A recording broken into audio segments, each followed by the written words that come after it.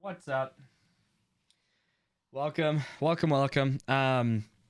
We're just gonna jump right into this because I have a lot of stuff I got to do.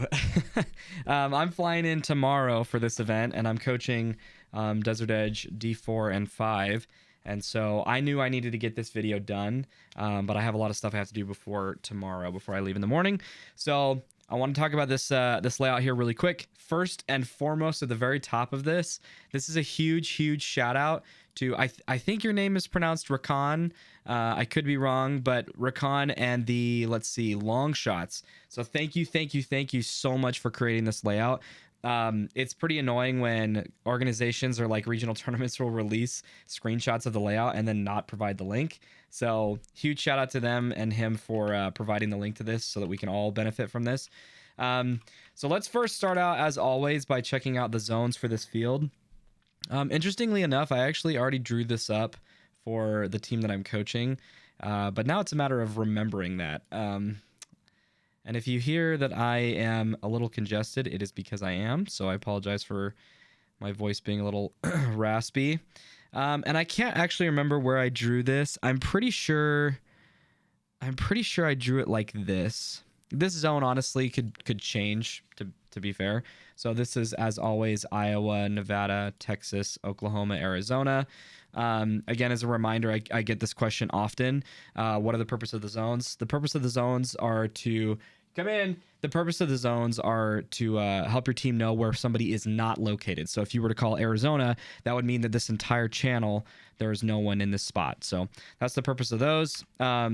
Let's go on and look at the back line then here really quick, and we'll go out to the snake corner. So first and foremost, really good shots from the home.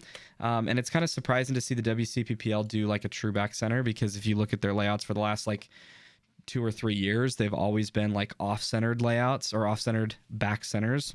So nice to see a little bit of a change of pace. Really solid gap for the snake runner running out to the corner.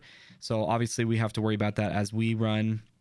There's a little bit of a blinded shot from this position, which is really nice. So right here, you've got a bit of a gap, which is quite a bit of a gap, in fact. So if the number 2s wanted to use this tall tower as a way to float and shoot towards, again, any snake runner or somebody trying to go around the snake corner off the break, you could do that. The nice thing too is that you can actually filter up if you wanted, assuming the home wasn't shooting your way, or if they were, that it was, the paint was going high. You can actually duck low underneath the back center's paint and get into this little bunker here that we will affectionately call the Seattle. So nice break. The difficulty about doing this is that it's kind of hard to backpedal in this position. So you are a little bit committed, but you're not super committed. It's a lot easier because of the nature of your dive to go at this forward angle than it is to go kind of back and lateral. But that route also exists. But let's keep going to the corner. So we could also use, well, I guess by the time we get here, we're shooting anything that's heads up. So lots of blinds with this big wedge here. And then unless the back center were to offset from the home or offset from the start box, you probably can't see that corner. So like I would have to be right here shooting paint to like hit the corner runner if he was standing tall. So if you're going to do that, you may as well just stand in behind the back center and shoot here. But otherwise, that's what this run looks like. And then if we look heads up, lots of control from this corner, tons of control from the corner. In fact, the only thing we don't control is the wire. But if we wrap, we can see that we have tons of opportunity to apply pressure from a lot of the bunkers that are heads up.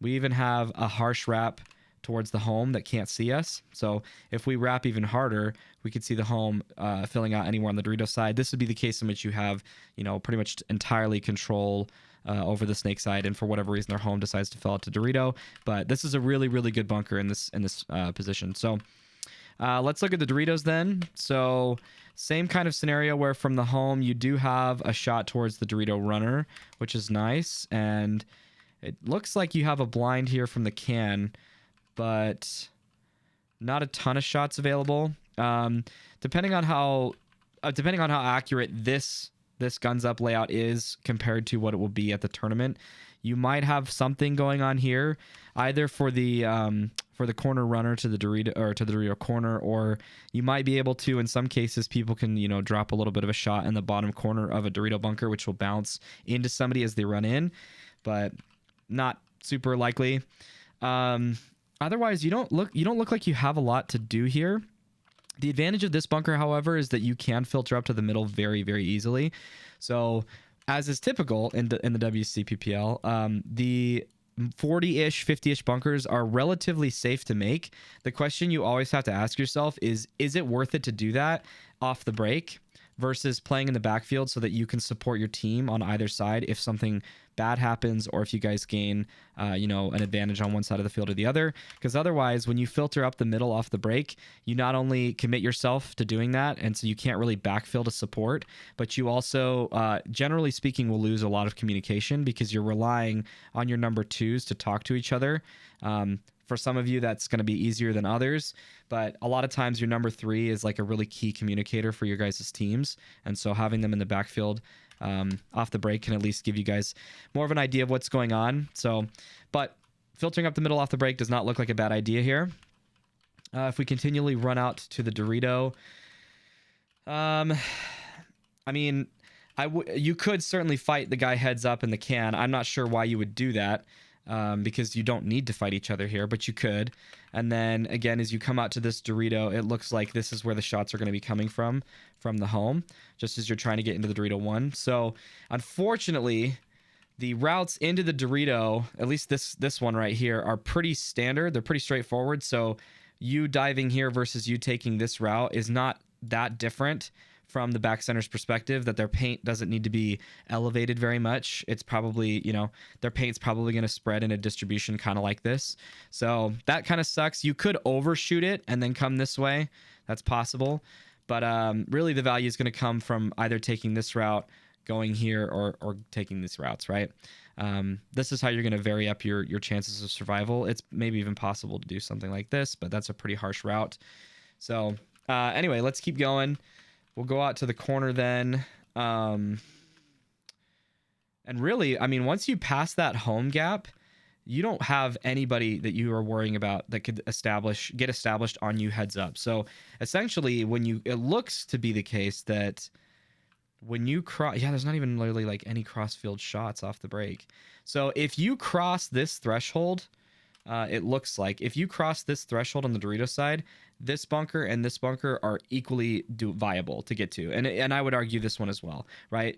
By the time you try to do anything past that, like if you try to go to this Dorito 3, we'll call it, I don't think you could do that for free, because I think you'll probably have someone established either heads up, or I mean, it depends on how fast you are, right? But this is like a really key choke point for the Dorito side, so you might have to dedicate a gun from the home every point here, or have your number two on the Dorito side stay at the back center and shoot this, just because if you cross this threshold, you have a lot of ground that you can take afterwards, because you'll even notice that like the home can't see me from here, right? And at this point, if I were to take a really big bite to get to this Dorito 3, the only person that could stop me is the front Dorito player as he's getting set up. So you'd have to dive and immediately get his gun up and shoot, or a runner who's running out to the corner, or somebody playing off the box, which is also possible, but they'd have to be there for quite a while, right? Or somebody who ran up to this can. So we'll take a look at that can and see how important it might be, because that actually might protect you in this case. So for example, you'd have your home guy shooting. You either have your home guy or yeah, that's probably that. Have your home guy shoot for the Dorito runner as your number two comes out here, and then hold safety. And as soon as he gets established, and the guy either crosses the home's zone or dies or whatever, then the home can let off of that job and do something else. But as long as this guy is here, he can make sure that nobody takes this Dorito 3 bite really quickly. I'm not saying that can has to be played every point, but I'm just kind of making some observations so far about how this layout's playing. If we go into the corner then, it looks like you will have some blind shots. You definitely, I should say, will have some blind shots here. And I would be careful too. Like if you are going to get low, you need to get really low here. It is still possible, with the way that the Doritos are positioned right now, at least, for paint to be dropping on top of you, onto your loader and onto your head. So if you're going to head check to see what's going on in this Dorito, I think it's Dorito 1, you got to get real low, right? It is possible for you to threaten each other and get each other to flinch and give yourself some room to breathe, but otherwise you can't just like get super low and ignore the guy that's in the corner as well if you guys are mirrored up. It looks to be that the person that you're going to be fighting if you're in this corner is primarily the Dorito 3 and the Dorito 1. So this is the Dorito 1 here, this is the Dorito 3 here. So if you're in this corner, you can threaten both of those people, but you can't do anything about the Dorito 2, which is this little baby Dorito right here. And if they're in the 50-ish part of the field, so whether they're at this juice box or they're at the Dorito 4, you also can't really see them. So the corner is a good bunker if you have wider positioning than them, namely if they don't have anybody in the past the Dorito 1. But I'm not sure, like a lot of times on some layouts, going to the corner is a decent response to them going wider than you. You can go to the corner if you lose a body and then kind of hold down the Dorito side. This does not look to be the case. So I'm not sure that going to the Dorito corner is a good response to them breaking out past the Dorito 1, because obviously we can't see much. So then the question is, what is a good response to that? This bunker is pretty good. So this can that would the number 2 would likely go to can see quite a bit of the gaps. And in fact, this might actually be like the strongest bunker you can get to. The challenge you're going to run into, as you can see, is we have to keep them out of the snake if we wanted to live here, right? Otherwise, you are living behind your gun, and you have to either get into that can or be essentially behind your gun, where if there was somebody mirrored up to you, you would be completely exposed. So this is a good bunker to stop those gaps, but it's a really bad bunker to survive in, because getting into the snake doesn't look too terribly hard. And even if they're in the corner, they don't have wire control, right? So they can't stop somebody from going from snake 1 to snake 2, which means that the snake, you front snake guys have to be really good at your heads up gunfights to stop people from going down the wire. So you can't really afford to get to this snake 1 and then just do whatever you want cross field, because the moment that your opponent picks up on that, they're going to take this next bite, and now they are immediately in a really good spot to dig out this can. Which is proving to be a pretty decent bunker to stop the Dorito side. So you snake guys have to play heads up as long as there is somebody matching you, right? If you can get out to this little can out here, or this little cake, excuse me, you have wire control. It's really strong. The problem is that, I should say, it's the only bunker that you can control the wire from. The problem is that it's a very weak bunker to do so, because the Aztec can threaten you, anybody over the top can threaten you, and anybody in the snake can threaten you. So the worst case scenario would be that you're the last guy on the snake, or maybe even you have a guy in the snake right here. But if they have somebody in the snake 1 as well, and in this little Aztec, they can bully the crap out of you in this singular angle of the cake. Right? This is a really, really hard position to fight from. Even standing up over the top is going to be really tough, as well as that can that we're concerned about can also threaten our positioning. So these two bunkers can really see each other very, very easily. Also, that center 40 brick can see the can really easily. So I would imagine this is I keep saying can. I imagine this cake is a really hard bunker to survive in. Heck, like even that Dorito. That's a shot I would take, by the way. So if you take a bite really early and you get to this Dorito 2, I would absolutely lob shots over this bunker right here and shoot for the corner. Because if this guy's in the corner, he will absolutely be threatened by that. I'm not saying it'll be a free kill, but you can Tokyo this guy, which is a code word to like pinch someone out. You can Tokyo this guy really easily if you have somebody in the Aztec or in the Snake 1 and you have somebody in that Dorito 2. So if you say, not that this matters, this is a pretty standard call. Hope I don't piss off my team by doing this. We're going to call this Cali. You could easily say Tokyo the Cali as if you were the Dorito 2 player, or excuse me, if you were the Dorito player and you got to the Dorito 2, you could easily shout Tokyo the Cali, even if there's not anybody there, but just to do that for a second and likely get a kill from this crossfield shot. That is pretty nasty. So unless, you're really small and you can get behind that cake, it's going to be a hard one to survive in. In this Dorito, interesting, you have the ability to stop the Dorito 2 to Dorito 3 move, but you have to be shooting paint. You have to dedicate that your paint to holding that. and then the corner guy can wrap on you and put you in to help his guy get in.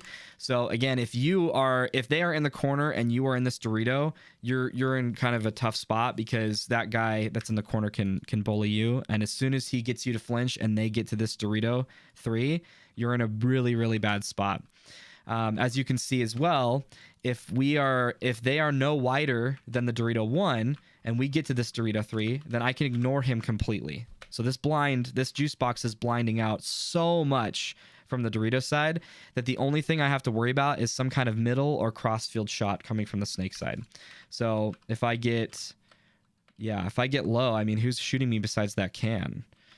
Right? So again, another reason why that can appears to be a really good bunker to shoot the Doritos, but it sucks to survive in from the snake side. We also have some coverage that can be provided from the 50 brick, which is really nice. And you could argue that mini W from the snake side of the field.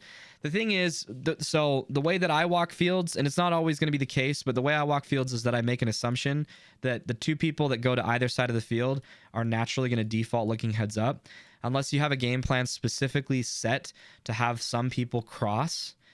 And if that happens, all you have to do is wait out the cross or punch the middle. So if that's the case, if you find that like this guy is staying crossfield all day, this guy's staying, I'm just drawing these, right?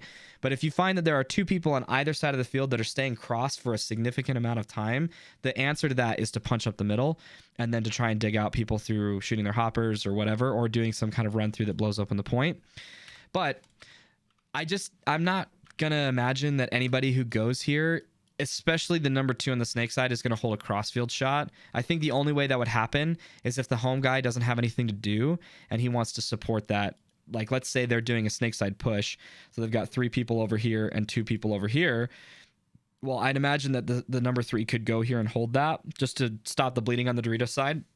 And then as soon as they get more kills or get more of an advantage on the snake, then this guy can switch and play heads up, making it a 3v whatever, either a 3v1, 3v0, whatever the case is. But I just don't imagine that guy's going to stop you. So the reason I even take any amount of time to say that is because what you want to check off is you need to check off that can and you need to check off that 50 brick. You can't afford to check off the wing, because you have to commit to this move. Now, he has to be shooting his paint to stop you. He can't react to you moving and then shoot you. So you have a bit of an advantage in that sense, that if you see any kind of paint coming like this, after you've visually checked off the can at the very least, you can know, hey, whatever you guys want to call that bunker is shooting cross, right?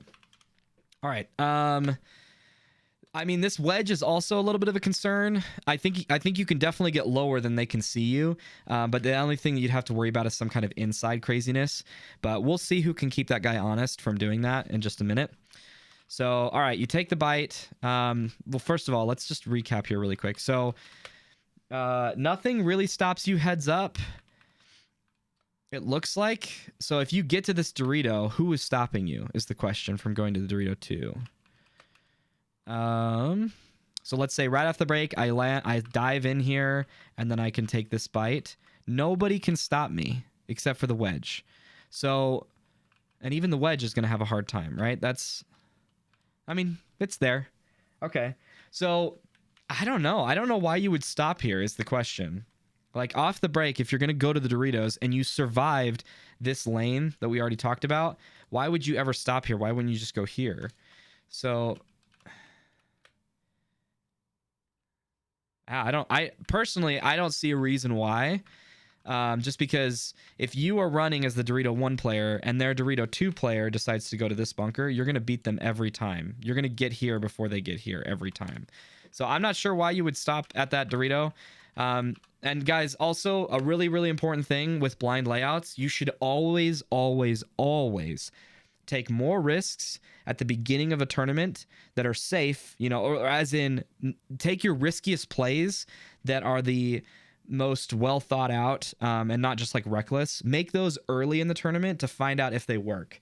You need to have a wide array of plays that you can utilize against your opponents that have been tested early in a match or early in a tournament, that you can then utilize in like Sunday or the finals, instead of just playing safe because you're winning. So if all you ever do is play safe and you win and you get to Sunday, chances are your opponents will have scouted you so much that they'll know exactly what you're going to do, and they'll just have guns placed there.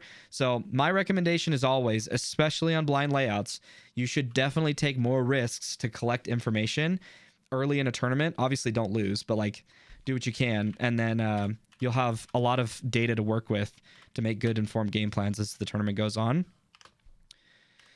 Okay, so we said that the only thing that can stop us here is the wedge. So the wedge can stop us. Excuse me, the Dorito can stop us. The wedge can stop us. The can stop us. I'm not going to assume that anybody's going to be in this position like to stop us. I don't see why they would. And we could argue that the wing could stop us, but I'm not going to factor that in. I just don't think that's a viable thing. And more interestingly, the 50 brick can stop us. So unfortunately, even if we make it to this Dorito 2, we have a lot of guns that can stop us. So what we have to do is just kind of make some guesses as to where they can't be. So obviously, it's in my opinion a mistake for them to be in the Dorito 1 and the wedge at the same time, because you can see that you can fight both of those people by just shooting one stream of paint. So I would suspect that if you find somebody in either the Dorito or the wedge, the other person is probably here or in the corner. And then if you hear that there's a guy in the home, like if you hear Dorito 1, whatever this can is you guys want to call this, and then the home, you can probably assume there's nobody in the middle. So you don't have to worry about the 50 staring at you. Otherwise, you have to always play as though there's a 50, right? You have to always play. You need to know where that guy is. Any way to go over Bunkerfest event layout 2? Not today. I'm not going to be able to today. I'm sorry. Is the tournament this weekend? Because somebody talked about Bunkerfest. I'm pretty sure if it was you, David, in Discord, I apologize, but I'm not going to be able to have time to do it today, unfortunately. Okay, so going up into here, then we don't really have any crossfield shots. We don't have any free kills. We have some people we can threaten, but I would actually be very worried about that snake guy. So the snake 2 guy has more of a threat to us than we do to them, because they can always duck back down. We're kind of protected by that pin that's going to stop any kind of paint coming our way from them. So you do have to play kind of behind your gun on the Dorito side of the field, or on the tape side. So once we get here, no free kills just yet. We can get a little bit of a cheeky shot onto the can if we stand up tall and take that, but then again, we have to worry about what's going on the snake. Otherwise, if they're not in the corner, or if they're not anywhere past this Dorito 1, this guy, we can just sit here and bully for a while. And I would suspect that it would probably be better for you to hold this position and just kind of put a lot of pressure on this dude than to risk this move right here to try and push your advantage even further, because now you expose yourself to a lot, right? Obviously, we have this inside route here. So we could take, that seems to be the move. Sorry, the camera's like skipping around a lot. This appears to be the move, to take this inside route. You do have to worry about the tower if they're playing that and looking Dorito for some reason. Again, you have to worry about the mini W looking your way. And depending on what the snake 2 guy is doing, you do have to worry about that guy as well. So interesting. So just be mindful of that. But if you do take this move, yeah, you still have the same kind of challenge. Over the top, you don't have any more. You do have kind of an inside route you could surprise people with. So if you either kill this guy or get him to flinch or whatever, and you needed to score a quick point, you could come here, blinding out whatever's going on the Dorito side, and then dig some people out on the snake, and then either continue blinding by making this route, or... So what that would look like is... So it looks like you could do this. You could punch that way, or you could punch this way. And that seems to be a okay-ish route if you needed to blow up in the point quickly. Obviously, you'd have to be, mindful of where people are looking. So, yes, this weekend. Dang it! I wanted to cover the Bunkerfest, and I know that there's an EPL tournament going on as well. I'm still at work, trying to watch this on and off, but just wanted to say thanks so much for doing this for us. Absolutely, dude. Thank you for making the layout. By the way, you were close enough to saying my name right. Rockin. I'm Rockan. Maybe, I don't know if there's an emphasis on the A there, but thank you. Okay, let's go back here. So yeah, the problem with making this next move, you could make this next move from here to here and it would be less risky, but you do have to worry about the home, who would just be dumping paint into this spot. But by the time you get to the 50, if you've committed the home's gun to you, you're causing a lot of pressure. But let's look at the Dorito battle here really quick. So interestingly, if you are matched with somebody, if you guys pass that Dorito 1, if you guys both pass the Dorito 1, you don't really have to worry about each other anymore. Like, you can get low enough to ignore. The thing you'd have to worry about is any kind of step out play. So if, for example, you killed the number 2 that was in the can and it was a one-on-one in front and heads up, you could step out and who's going to see you, right? The home might be able to see you, but if there's nobody in the middle, you can kind of step out pretty far, in fact, and surprise people. So just be aware of that. Be very careful of the step out play, but try not to do anything cross field in the Doritos. It looks like you'll just be better off protecting yourself from any kind of heads up nonsense, whether it's a run through or if it's a step out play. So that would be my suggestion. And then again, you don't really have any free kills here. And when you get to their Dorito, you have the corner for sure. That's a free kill. You would have the tower by this point. So you'd have this guy here. You'd have the corner. You would probably have the home for free, especially if he's not looking at you. And you would have the Seattle, we called it. But again, these are just not really great. Oh, sad. My wife is having a tough day. So I want to finish this up as soon as I can. So anyway, play heads up on the Doritos. Honestly, you're not rewarded with a lot of kills cross field when you move up the field. Kind of sucks. You kind of have to blow open what's in front of you and then clear the field that side. So, but you know, the snake, you guys don't really see each other a whole lot, except for the snake 2 is a big problem. So that tells us that we as the snake players need to get to the snake 2 to be able to threaten what's going on in the Doritos. So let's look at that here really quick. So you got heads up stuff. Again, we looked at the corner. We looked here.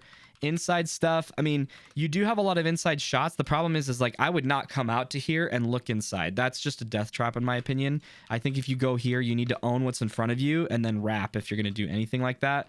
But making it out here, if you can do it small and survive, is pretty, it's pretty strong, because as soon as you win what's in front of you, you're clear for takeoff into the snake 2. So you can see that if I own what's in front, I can get into the snake 2, and now I'm golden. Whereas if I get here, obviously same sort of battle, but yeah, it might just be easier to get to that little Cali. I wouldn't do that off the break. I wouldn't do that consistently, just to be clear.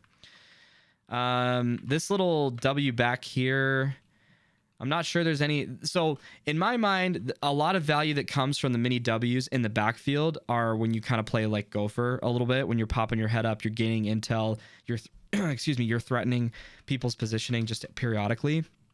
You definitely don't want to gunfight from here, but you can gain a lot of intel, especially when you blind out one side or the other. So if I just said, I want to know what's going on kind of in the middle-ish part of the field, or I want to see where paint's coming from, so on and so forth, you can take this inside step up, and there's not going to be a lot of people who can see you.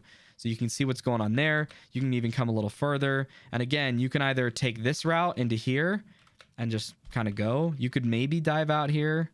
You could maybe take that kind of J or C route, I guess it would be, where you come here and then you commit.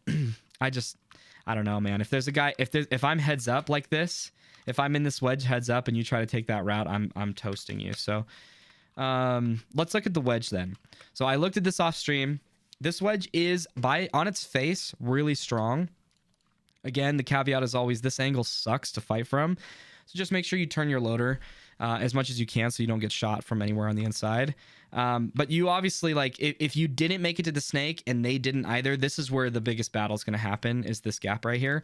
And the problem is that as soon as you even take that win, like let's say you beat the guy in front of you, they can be here. They can be in the Seattle, which will surprise you. This little mini wall that's in front, they'll be in the Seattle. So unfortunately, there's a lot of spots you have to fight to get out of from here. And let's see. Yeah, and unfortunately, the distance between being here and being here is not great enough. Excuse me. That if I'm the guy in the wedge owning what's in front of me, I'm probably protecting both of these bunkers. So it's going to be really hard to leapfrog behind somebody and then get around. So like, if you were to send your number 1 here and your number 2 here, or like your number 2 tried to fill out to help you, that's going to be a really dangerous move to make, I would imagine, because these are close enough to each other that if you don't have control in the wedge, they can't afford to leapfrog behind you. They're just going to get toasted. So you could, however, own this guy in front of you and then send a guy behind you, and that's doable, especially depending on where the number 2 is. So there is that. Inside crossfield shots. You do have some pretty decent crossfield shots, but I don't really see this being a thing. I'm a big fan and a big proponent of just wrapping and going. Like, if you own what's in front of you, just wrap on it rather than letting that go and looking on the inside. I think people give up their advantage way too often, especially in lower divisions. So I don't really see any value looking on the inside, but there are gaps that you can shoot. If you aren't able to control anything that's going on in front and you want to be productive for a second, just shoot some gaps here. That's definitely a thing. Again, getting up here, we did talk about a crossfield gap from the corner. So this is a thing. You could shoot that. What was this one back here? Oh yeah, we looked at this. So as you can see, like from the number 2 on the snake side's perspective, these gaps are small and they suck. Like, you have to be dumping a lot of paint into those to maybe even kill somebody. So I wouldn't commit too many resources to do that. Getting up a little further, however, this is a lot better. So this gap is a lot better if you had to hold or help the Dorito. So if you had 3 people snake side and 1 person Dorito, and you were being told, or somebody was shouting like, hey, this Dorito's gonna go. If I was in this bunker, I would just turn and take this shot hold this gap for a second, just to keep him out of it. But otherwise, I think depending on how tall you are, you might be able to threaten the snake 1, maybe, and maybe the snake 2 to the snake 3 move. I'm not quite sure.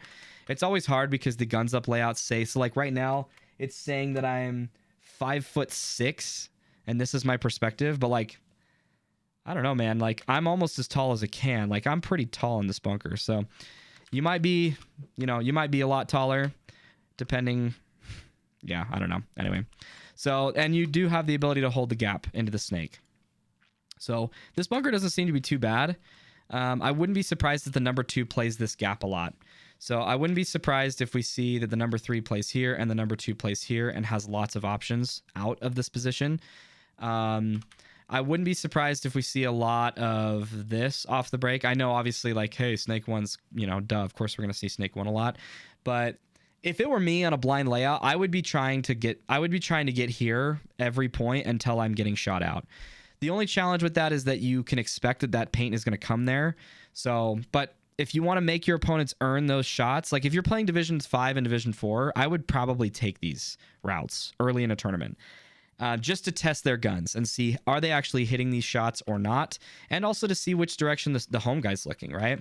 Because if everybody's breaking out and the home guy's shooting snake, well, now you can do a lot more on the Dorito side, or vice versa, right? If they're not shooting snake way, then you ought to be able to get to the snake off break. The challenge is going to be this guy who floats out here. This guy the number 2 who floats, has really 2 solid gaps to shoot the snake runner in. So, okay, I think the last thing we have is like the middle and the actual snake. So I'm sorry, I'm getting a little sidetracked. Okay, so we already established this crossfield shot onto the can. Really, really strong. Not a free kill, but tons of pressure immediately. And getting to the snake 2 rewards you with a lot of pressure on the Dorito 4, which is surprising. Not a ton, I should say, but a decent amount. And as you can especially hold the gap as he tries to move. So snake 2 is a really strong bunker, in my opinion. I wouldn't take any inside shots like this. That's too risky. And then who's going to stop us? So if we own what's in front and all we have to worry about is the inside, I would say that tower is a guy who could shoot our pack. So we have to know if there's a guy in the tower or not. Maybe the guy in this Seattle is standing up at the time that we try to make this move. He would probably be able to kill us as well. But I think more consistently, that tower guy is going to be a problem. You can go low enough that the 50 or the 40-ish brick can't see you. Okay, so never look in the inside. Got it. Yeah, I mean, generally speaking, I wouldn't on the Dorito side if that's what you're talking about. And then when you get to the, what did we call this? The Viper? Yeah. This is the 50 snake. When we get to the 50 snake now, we bully the crap out of that Dorito 2. we control a really, really big gap if the number 2 on the Dorito or the number 3 tries to fill out and help their guys on that side. Doesn't look like we have anything else for free, so pretty decent inside stuff going on here. If you have a guy behind you holding the wire, I would definitely look on the inside and just pick off everybody that's on the Dorito side from this perspective, if you can. The can guy is definitely dead. No way he survives this. And then you just clamp down on the Doritos. Like, the guy who's in the Dorito one cannot break out of this at that point. If you get up past this and their side, which seems to be relatively doable. Again, if you eliminated this guy and there was only a guy in the snake and a guy at the home, like, you can get into their side of the field very quickly. The way that they would stop that is to get to the corner, and even still, they'd either have to fill into the tower to like stop the bleeding, or maybe get to the 50 and surprise you. But like, there's not a lot of good options for them. Otherwise, this dude has to be the one to come run you down. But if you get to their snake, I think you're rewarded with just all the kills, right? So you can kill the Dorito 2, you can kill the Dorito 3, you can kill the Dorito side wedge, the 50 wedge if he's not looking at you, you can kill the 50 on the Dorito side, you can kill the back center more than likely. So yeah, getting to their snake 2, we'll call it, is where you're going to get most of the kills, which is pretty crappy because, not crappy, but pretty unfortunate that like the snake side 50 has a lot more value, in my opinion, at least on its face, than the Dorito 50 does. And their Dorito side has less value than their snake side. So it does appear to be a pretty snake side field. And it looks to be that like the key bunkers here are going to be this,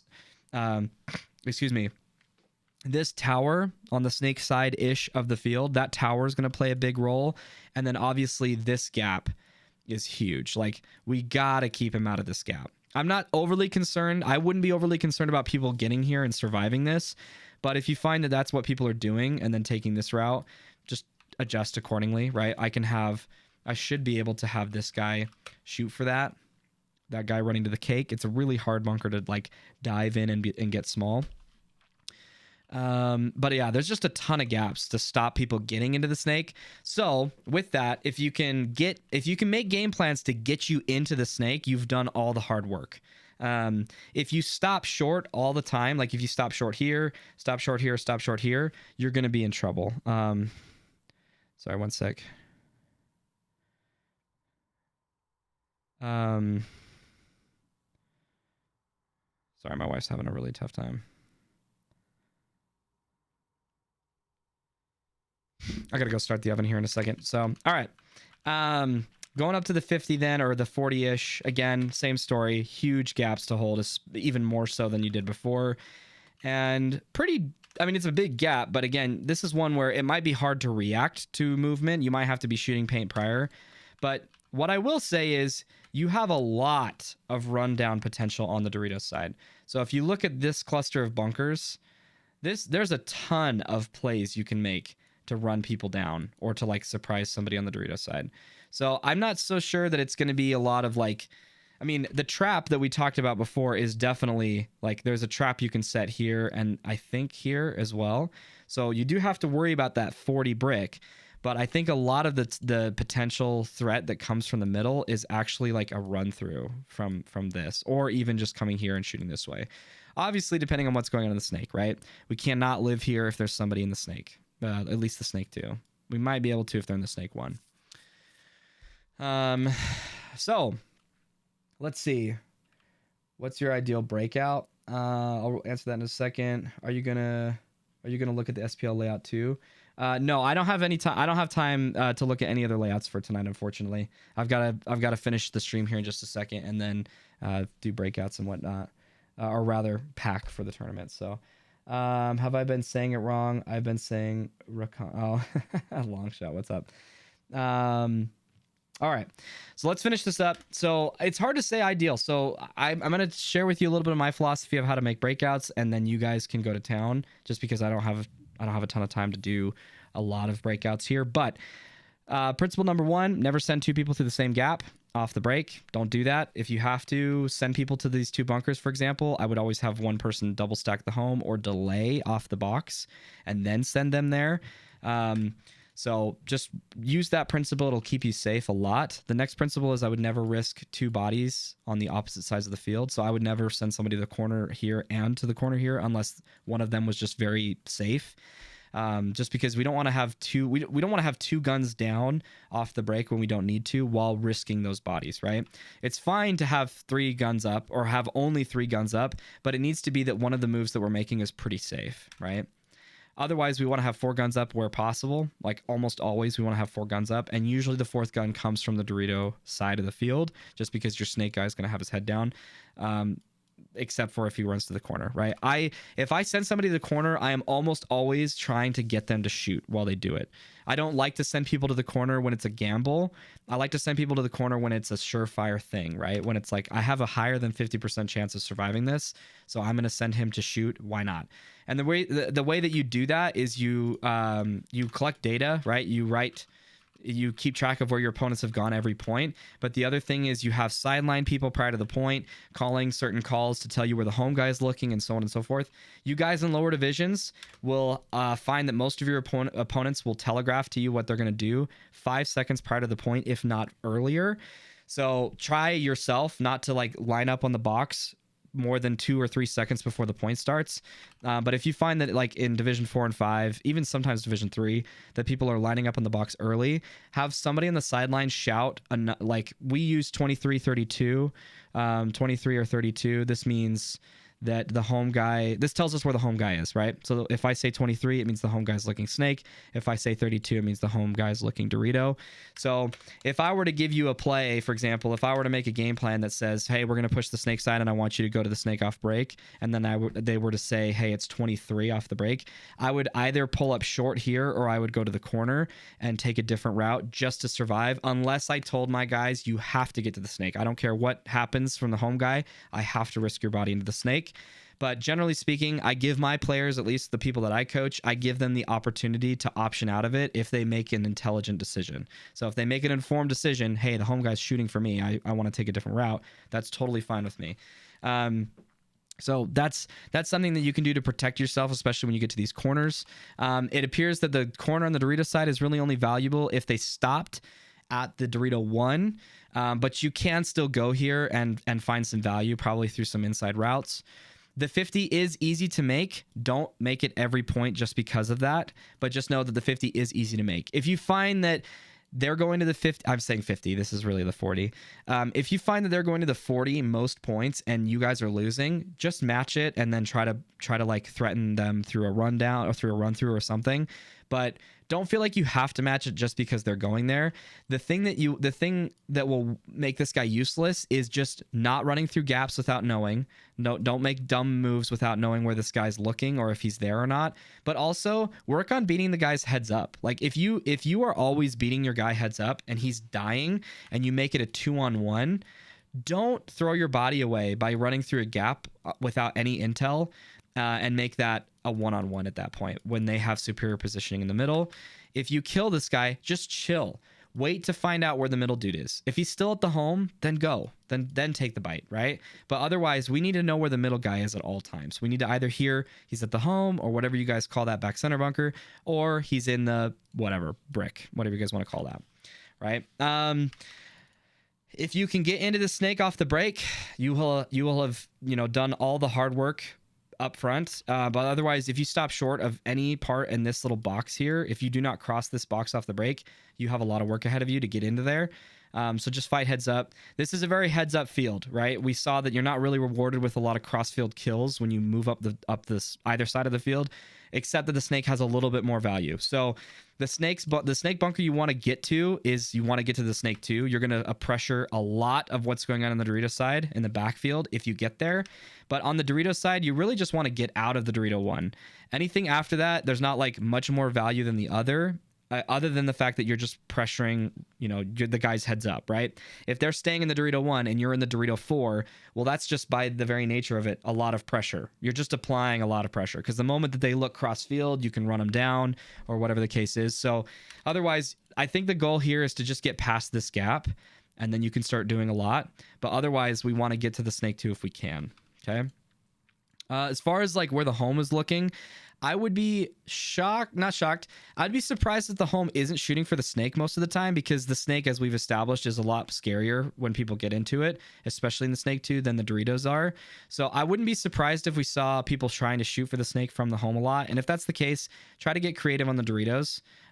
Take bigger risks if you notice that the home guy is looking snake way most of the time, and you will either force your opponents to delay at the home, in which case you can have both of your guns up as you run, right? So like if I knew that they were going to stay in the back center, I would just honestly float out here and shoot heads up, and then I would have my guy run to the corner and shooting towards the middle, and then just dumping a ton of paint towards those guys, and then just owning everything heads up. I'm not stopping shooting. I'm not getting on my knees. I'm literally shooting and going. So to me, like, if the home guy looks snake way, try to do a lot on the Doritos to apply a ton of pressure. If you get them to switch, then that's awesome for your snake side. So if you get the home guy to start looking Dorito way, then you either will force their number 2 to stop off the box and shoot for the runner, or they'll have to move off the break just like you are, and now your ability to get into the snake is a lot better, right? Because at most you'll have one guy shooting at you. There's no really good crossfield shots off the break for the number 2s. So like in NXL fashion, there's usually some kind of insane crossfield shot off the break, but there is not that on this field. So you have maybe a little bit here from the can, and in fact, not a little bit. You have a really decent gap to shoot the snake runner with this can blind. So it's possible that, it's possible that what you do, if you really, really want to kill their snake, you can have 3 guns do it. You can have the guy from the home shoot that. You can have the floater out here shoot for that. And you can have this guy. What did I just say? The can shoot for that. The home guy's paint is not going there, but we could have 3 guns shoot for the snake runner if we want. I would not do that. If it were me, I would, if I'm going to have any kind of crossfield shot coming from my number 2 on the Dorito side, then I automatically forces my home guy to shoot Dorito.